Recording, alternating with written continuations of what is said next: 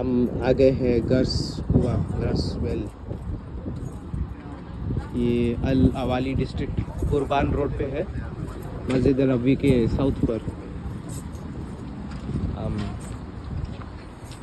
ये मलिक बिन अल नहद ने इसको खोदा था। ये ग्रैंडफादर थे साद बिन खैतामा के, और मोहम्मद सल्लल्लाहु अलैहि वसल्लम यहाँ से पानी पिए और यहाँ से वज़ू किए थे ये वेल से।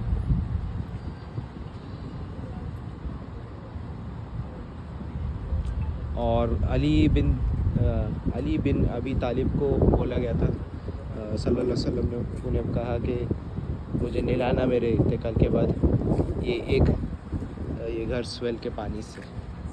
तो ये काफ़ी इम्पोर्टेंट वेल है। अभी फ़िलहाल बंद है, लेकिन इसको पूरा लोग ने रीडेवलप किया है।